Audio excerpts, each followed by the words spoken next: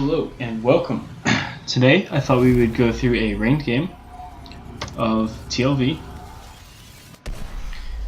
and we would just kind of go through it and see how I played the map, what kind of things I did here. Notice right off I take Bribe,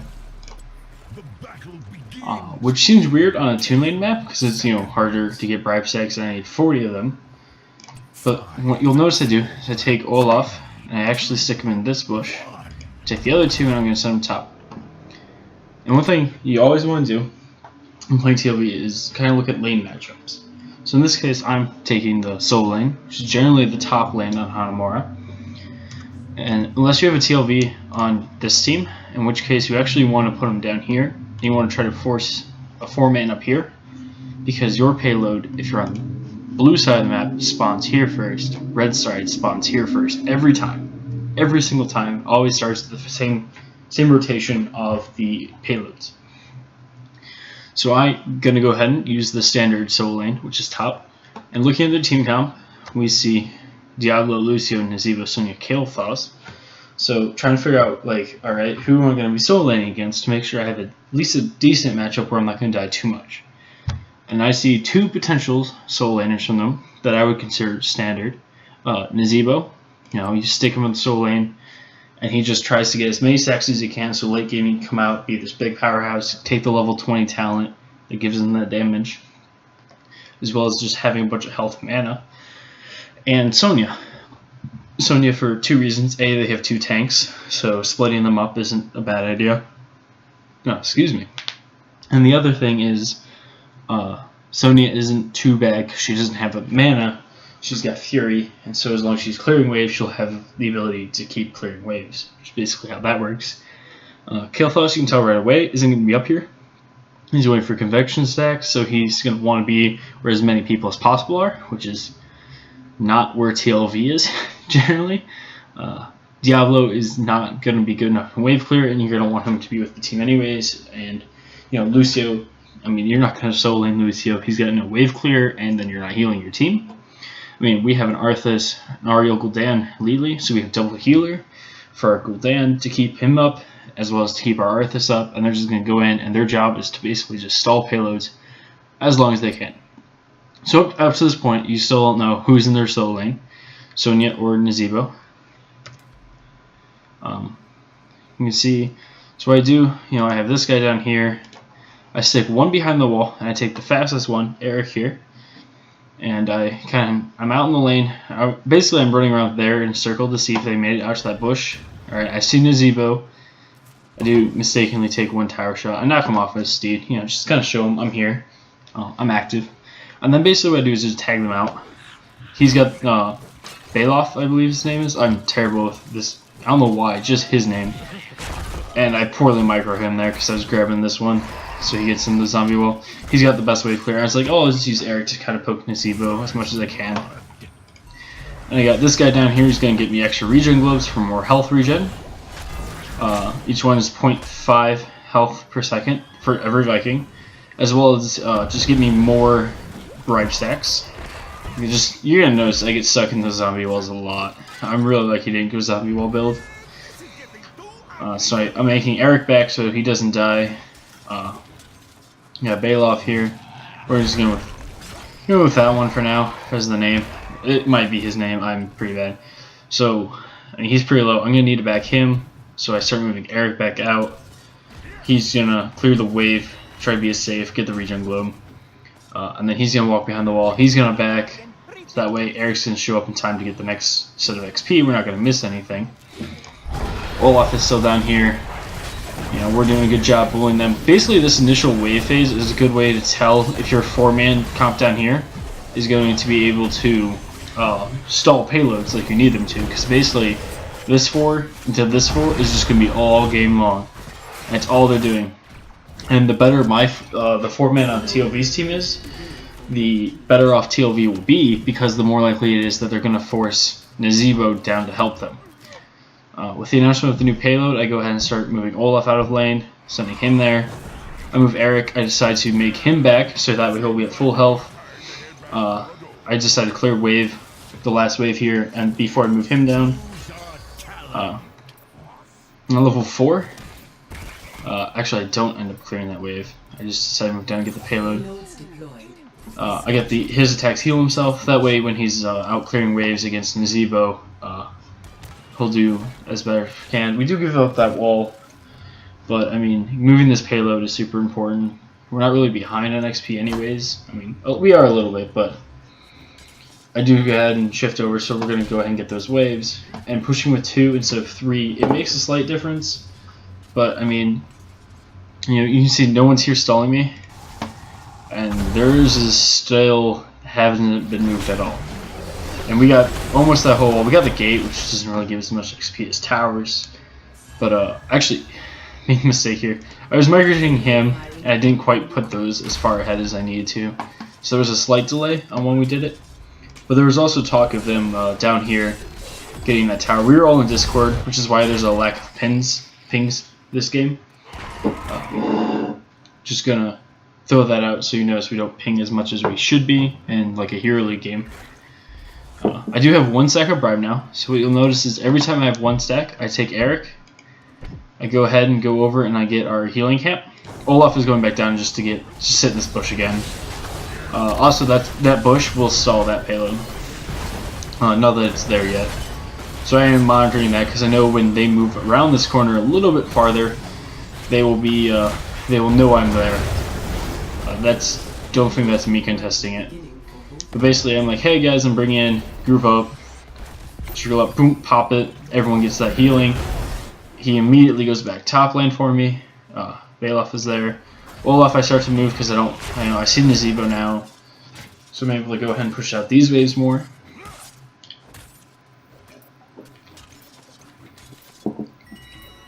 Because all that TLV. Our payload is down here, so I move these 2 down. He's up here, pushing a little bit. I'm down here, just micromanaging these guys. I do pick up the spin to win. Because spinning to win, it has win in the name. How could it not be good? If you spin when you press Q, regardless if you're controlling 1 Viking or all 3, you do spin all 3 of them. And if all 3 are grouped up, I mean, you spin to win 1 target with all 3, it's 400 damage right now. 399, I guess. I don't know if it takes into account that extra point or whatever. So Nazebo's back up here. He hasn't actually pushed the payload yet, which is weird to me. If I was him, I probably would have taken the payload at least to here and then force the Viking out so I could then keep going around the corner. I finish up pushing this payload with these 2. And then what I do is actually rotate over and take the recon camp. You notice I move into the camp, spin to win to get the damage, and then I move him back. And I'll adjust Eric here, so making sure Olaf tanks. Move him back into lane now that I don't see Nazebo. Start clearing again. Always making sure he's at least close enough to get the XP, even if he's not in lane. Go ahead and I'm able to finish off that camp. I noticed Nazebo's pushing. Take the camp. Grab the token. A little bit slow because I'm micromanaging him still a little bit. Get it. I normally almost every time I take the recon camp, I almost always just pop it almost immediately.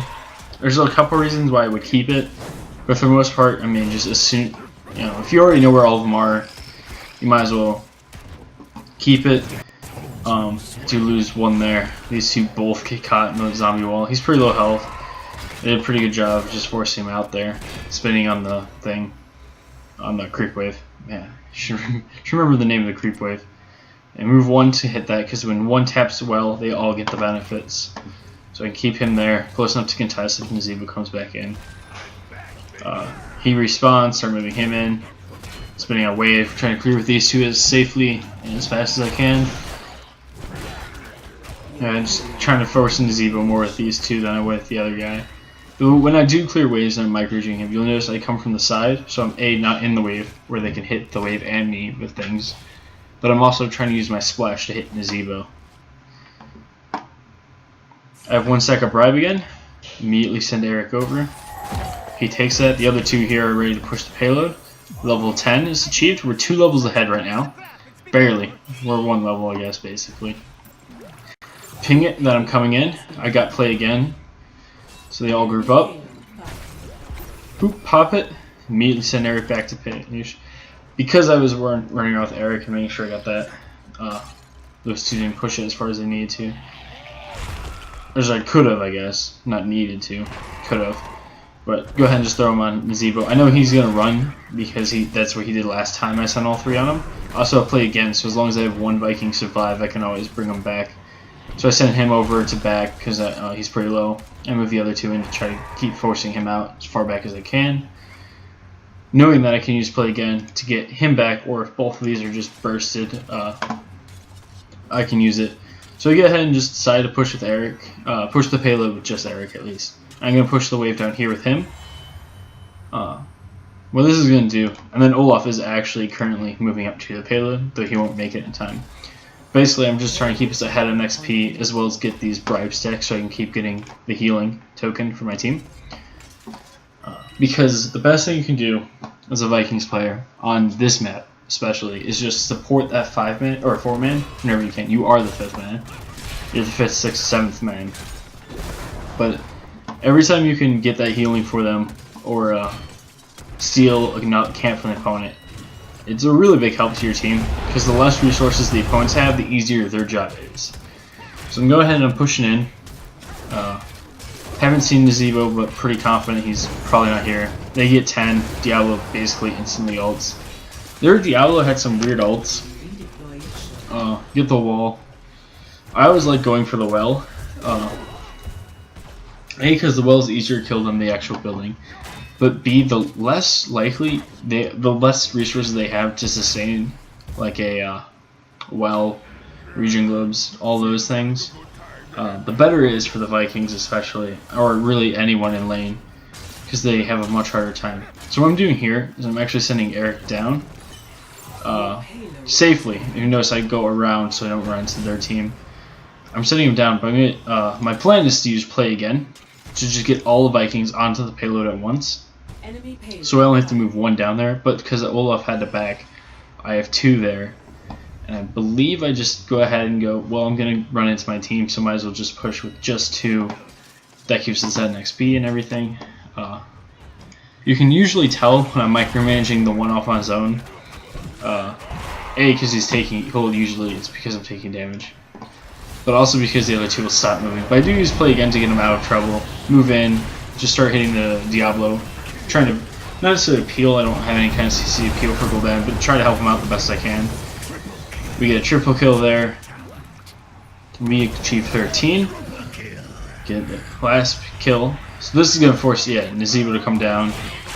I do find out I instantly just start running away. I get jump, luckily at the last second to save everyone. Get them all out. Did not mean to hit that camp, so I run to the bush to leash it.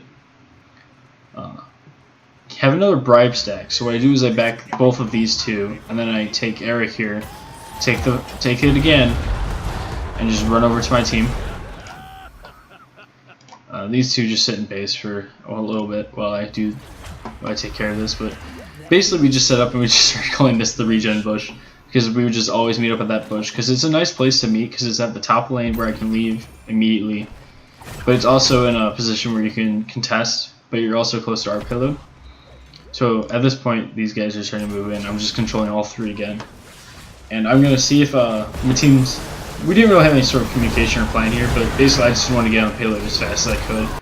And so when I saw that they were starting to move out to lane, I move all three in. Nazebo comes over. I jump. I hit Nazebo. Nazebo must have called for help or something. Either that or his team saw it. We're winning pretty heavily on the payload right now. My team rotates in. I don't want to be part of a giant fight right now. I mean, it wouldn't be terrible to be part of the giant fight and just try and 5v5 them, but if you lose, we give up a big lead. On the other hand, we could just, me being up here pushing Nazebo came up instantly as well. Probably because he's low on stacks. I don't know exactly how many he has at this point. Can't check either. He got low in health, so I just decided back him the way it's going with the other two to the payload. Basically, when you're playing TLV, you just want to make sure you're on the payloads as fast as possible. The faster you're on the payload, the better. Because, you have 3 bodies. So pushing with 3 bodies is so fast, and you don't want to give that up. And every second that you're not pushing the payload or pushing a wave, you need to be doing one of the two on TLV, especially this map. But every second you're not doing that, that's an extra second your team has to delay. So you want to make their job as easy as possible. So they're all at half health here on my team, but I mean it's just Sonya, so he'll pick that off pretty easily. Diablo's up here now. We have him pushing waves. Diablo and Eric up here, or Diablo and Eric. Olaf and Eric facing the Diablo. It's a pretty easy fight. He doesn't really have the damage to kill much of anything. At least not right away, with no towers, no help. Push that in pretty quick. I decided to kind of go risky here. I decided to go for the turret camp, fortification camp. A, to deny it. B, because I noticed that you're starting to delay me more for the payloads. So getting this camp, the next payload, I have the ability where I could throw it on and just kind of push with the turret and the 3 Vikings. That gives me more damage to deal. Again, I just have Olaf back. He's not really missing much health, but because I know I just pushed the top payload in, I know my next payload is going to be down here. So I thought he had the token as well, so I was going to send him with the token down. Instead, Bailoff has it. It's probably making some of you guys really tilted. I can't remember his actual name. I decided to throw down the turret here in lane, just because I figured Lucio wasn't on his own. It turns out he was, but it also means they can't possibly push out right now without having ran into more issues. Go on the building. We did take bottom fort, so our next payload has 2 shots. They only have 2 health. That's all we really need. But I mean, I'm able to take the fort. That's XP, if nothing else. And next payload guarantees the game for sure. Beyond a reasonable doubt. Moving Eric down. Another bribe stack. Another health camp. There's really no other camp on this map that I would say bribe is worth using on. Recon's pretty easy to take. You saw I soloed it with just two. Olaf and Eric. I didn't even use the wave clear to hit him. Never go boss. Boss on this map, it's really tough to take it and keep it. I noticed they already have a health token ticking. They're gonna be full health, full mana afterwards. So I stick Eric on a bridge. Because it's hard to see the bridge. It's hard to see right now because we got the team completely surrounding it. But the vision onto the bridge is very limited. So having him on that bridge is a very safe place to store him. I just go back to pushing with these 2. Their payload's sitting here. No one's pushing it. No one's rotating up. Zevo's here now. Every time he just zombies walls, I'm able to jump and avoid a lot of that damage now. He's probably, I believe he goes down here. Yeah, he goes down here, and that's actually the second time I have one down. I do use Eric, plays it again. It's hard to see there, but I do it, and then I go ahead and pop my healing token on my team. Specifically, the Arthas needed it. This got everyone on my team back alive. That was a big wave clear there with the spin new win. You can kind of see how much damage he's doing now. If I had all 3 of them spinning on one target, it's 615 damage, and that's a lot for one ability, especially when it's basically a base ability. Again, the same thing. I'm trying to get Olaf here to tank. Didn't quite work out as well, but I mean it's still pretty easy. I mean, there's no reason to ever use a bribe on a recon camp because they're so easy to take. Again, you notice I just kind of pop it almost right away.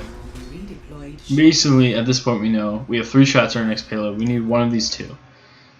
We haven't gotten far with this one, but I mean, their entire team's here. We're gonna have to cross over their payload. So I go ahead and send 3 Vikings top. So what I'm trying to do here is either I'm gonna get a free push in and win the game, or they're gonna rotate at least one person up. I wish I could draw on the map. They have to rotate at least one person all the way up here to contest me, just the Vikings, and that's and that means that my team will have the advantage down here, where they could then grab our payload and push it in after getting a team wipe or something. Again, I'm pushing with 2. I'm still soaking XP. Probably not necessary at this point. I probably could have used just all 3 on the payload. But what I ended up doing is I switched him out for Eric, because I had another bribe. Go get that health token, go heal the team. Notice I'm microurging him, so the payload's not actually pushing because it was just out of reach. I believe at this point I just set him to walk all the way there. Eric's here meeting up with the bush again, you know.